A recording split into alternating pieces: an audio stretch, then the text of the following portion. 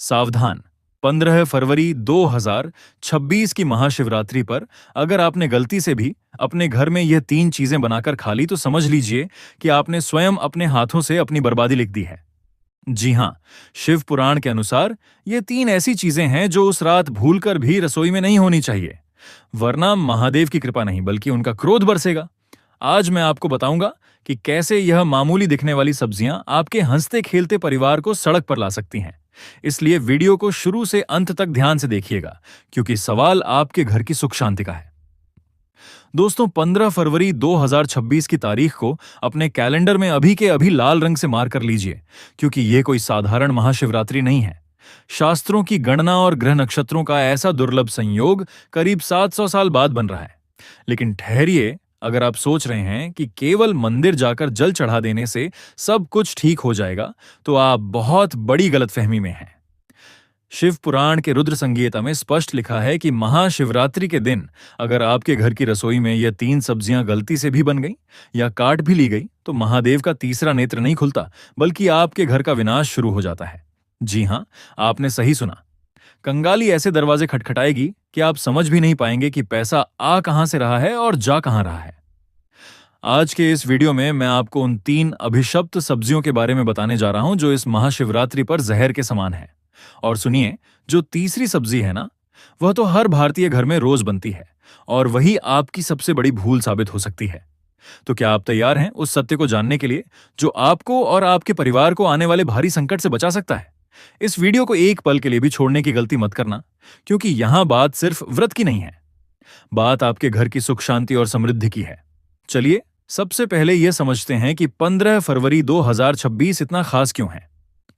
ज्योतिष शास्त्र के अनुसार इस बार महाशिवरात्रि पर मकर राशि में एक ऐसा त्रिग्रही योग बन रहा है जो सीधा भगवान शिव के रौद्र रूप से जुड़ा है।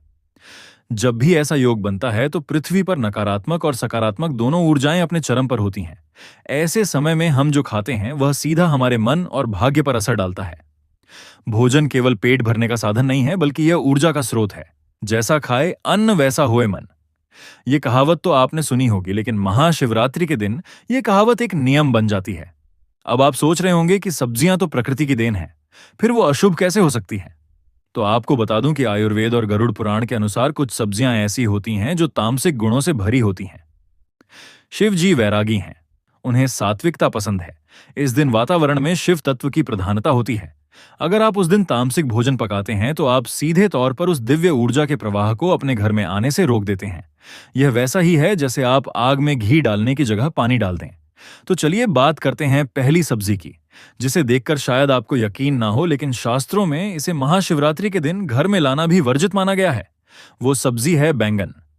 जी हां, चौंकिए मत बैंगन को लेकर। हमारे धर्म ग्रंथों में बहुत ही कड़ा नियम है। कार्तिक मास और विशेष तिथियों पर बैंगन खाना मना है, लेकिन महाशिवरात्रि पर तो इसे छूना भी पाप माना गया है। क्या आप जानते हैं क्यों? इसके पीछे एक वैज्ञानिक और आध्यात्मिक दोनों कारण हैं। आध्यात्मिक कारण यह है कि बैंगन को अशुद्ध माना जाता है। पुरानी मान्यताओं के अनुसार इसमें बीज बहुत अधिक होते हैं और यह मन में चंचलता और वासना को बढ़ावा देता है। शिवरात्रि की रात संयम और साधना की रात है। हमें अपने मन को स्थिर करना होता है ताकि हम शिव तत्व से जुड़ सकें। अगर आप इस दिन बैंगन की सब्जी बनाते हैं या उसका भरता बनाते हैं, तो आपके घर के सदस्यों के मन में क्रोध और आवेश बढ़ेगा। छोटी छोटी बातों पर लड़ाई झगड़े होंगे और जहां क्लेश होता है वहां से लक्ष्मी रूठ कर चली जाती है।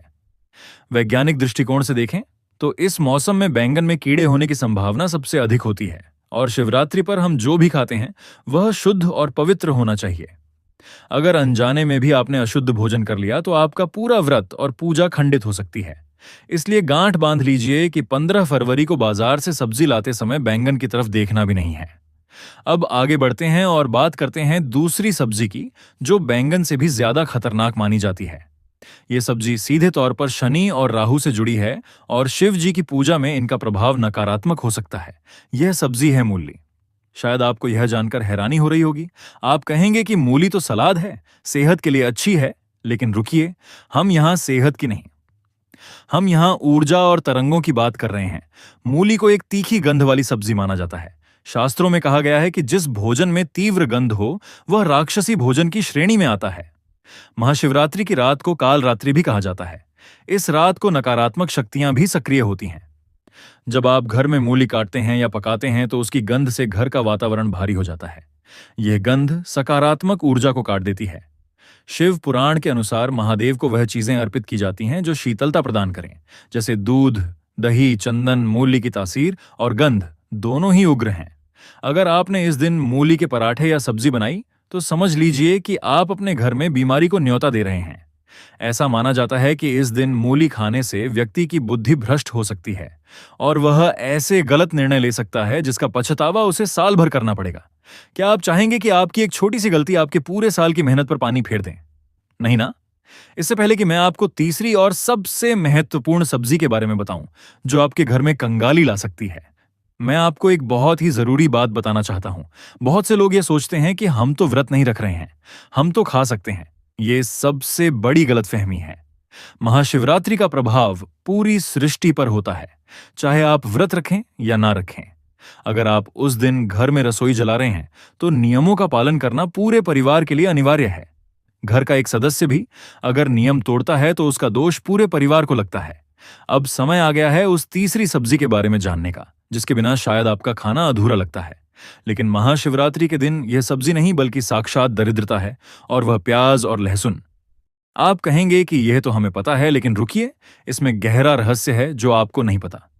लोग अक्सर सोचते हैं कि सिर्फ व्रत वाले को प्याज लहसुन नहीं खाना चाहिए, लेकिन शास्त्रों में लिखा है कि शिवरात्रि के दिन इन चीजों का घर में होना भी अशुभ है। प्याज और लहसुन की उत्पत्ति की कथा समुद्र मंथन से जुड़ी है। जब राहु का सिर काटा गया था तो उसके रक्त की बूंदें धरती पर गिरी थीं, जिनसे प्याज और लहसुन की उत्पत्ति हुई। इसलिए इनमें रोग तो ठीक करने के गुण हैं, लेकिन इनका स्वभाव राक्षसी है। महाशिवरात्रि पर ग्रहों की स्थिति ऐसी होती है कि हमारा शरीर ब्रह्मांडीय ऊर्जा को ग्रहण करने के लिए एक रिसीवर की तरह काम करता है। प्याज और लहसुन तामसिक भोजन है जो हमारे शरीर में आलस्य, अज्ञान और क्रोध पैदा करते हैं।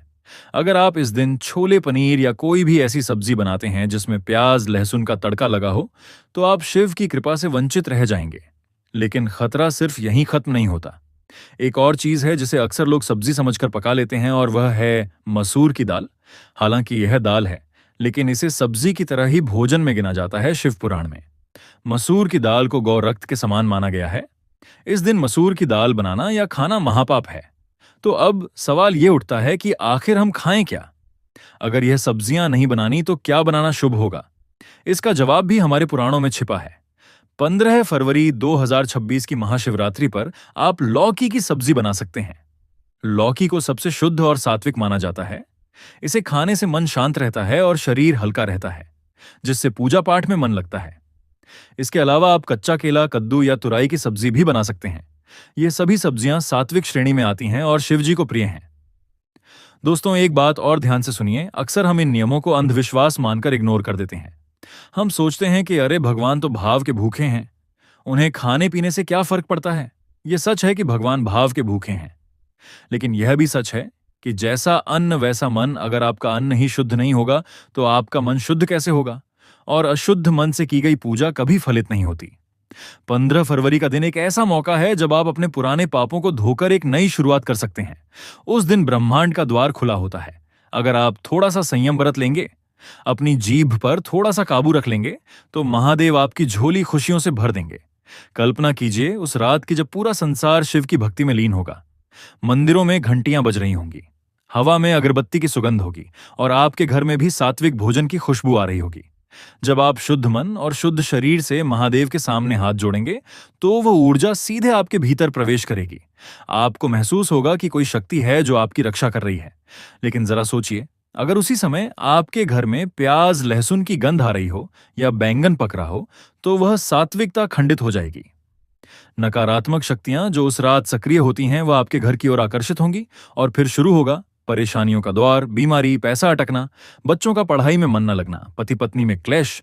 यह सब उसी नकारात्मक ऊर्जा का परिणाम होता है। इसलिए मेरी आपसे हाथ जोड़कर विनती है कि 15 फरवरी 2026 को एक प्रयोग के तौर पर ही सही, लेकिन इन नियमों का पालन जरूर करें। अपने घर की महिलाओं को, माताओं को, बहनों को पहले ही बता दें कि इस दिन बाजार से बैंगन, मूली, प्याज, लहसुन और मसूर की दाल बिल्कुल न खरीदें, बल्कि एक दिन पहले ही रसोई की सफाई कर लें। गंगाजल छिड़क कर रसोई को पवित्र करें, क्योंकि रसोई घर का मुख्य केंद्र होता है। अगर रसोई शुद्ध है तो पूरा घर शुद्ध है। इस वीडियो को बनाने का मेरा उद्देश्य आपको डराना नहीं है, बल्कि आपको जागरूक करना है। हमारे जिच्छे मुनियों ने जो नियम बनाए हैं, उनके पीछे गहरा विज्ञान है। वे जानते थे कि ग्रहों की चाल का हमारे शरीर और मन पर क्या असर होता है। वे जानते थे कि किस दिन कौन सा भोजन हमारे लिए विष बन सकता है और कौन सा अमृत, आज का आधुनिक विज्ञान भी। अब इन बातों को मानने लगा है कि भोजन का हमारे अवचेतन मन पर गहरा प्रभाव पड़ता है। तो क्या आप वादा करते हैं कि इस महाशिवरात्रि आप इन 3 सब्जियों को अपने घर में नहीं घुसने देंगे? कमेंट में हर हर महादेव लिखकर अपनी हाजिरी जरूर लगाएं। और हाँ, एक और गुप्त बात जो बहुत कम लोग जानते हैं, महाशिवरात्रि के दिन नमक का प्रयोग भी कम से कम करना चाहिए। अगर हो सके तो सेंधा नमक का ही प्रयोग करें। साधारण नमक का त्याग करें। इससे आपके शरीर में जल का संतुलन बना रहेगा और आप साधना में अधिक समय तक बैठ पाएंगे। याद रखिए, 15 फरवरी 2026 का दिन आपकी किस्मत बदल सकता है। बस जरूरत है तो थोड़ी सी सावधानी और श्रद्धा की। शिवजी बहुत भोले हैं। वह एक लोटा जल से भी प्रसन्न हो जाते हैं, लेकिन वह रुद्र भी हैं। अगर हम जानबूझकर नियमों का उल्लंघन करते हैं तो हमें उनके क्रोध का भी सामना करना पड़ सकता है। कंगाली और दरिद्रता को न्योता मत दीजिए। अपने घर को मंदिर बनाइए, सात्विक भोजन पकाइए और फिर देखिए कि कैसे महादेव की कृपा आपके पूरे परिवार पर बरसती है। जाते जाते एक बार फिर दोहरा दूं, बैंगन नहीं, मूली नहीं, प्याज लहसुन नहीं, इन 3 दुश्मनों को उस दिन अपनी थाली से दूर रखें। अंत में बस इतना ही कहूंगा कि विश्वास ही फलदायक होता है। अगर आप विश्वास के साथ इस नियम का पालन करेंगे तो आपको परिणाम जरूर दिखेगा, और अगर मन में शंका रखकर करेंगे तो अमृत भी विष बन जाएगा। महादेव आप सभी की रक्षा करें। आपके घर के भंडार हमेशा भरे रहा। आप सभी को महाशिवरात्रि की अग्रिम शुभकामनाएं। इस जानकारी को अपने तक सीमित मत रखिएगा। अपने दोस्तों, रिश्तेदारों और परिवार के साथ शेयर करें। क्या पता आपके एक शेयर से किसी के घर में अनजाने में होने वाला पाप रुक जाए और उसका पुण्य आपको ही मिलेगा, क्योंकि अच्छी बात फैलाना भी एक तरह की शिव सेवा ही है। और जल्दी से वीडियो को लाइक करके हमारे YouTube चैनल को सब्सक्राइब करें और कमेंट बॉक्स में हर हर महादेव जरूर लिखें। दोस्तों, वीडियो अच्छी लगी हो तो लाइक और सब्सक्राइब जरूर करें। धन्यवाद।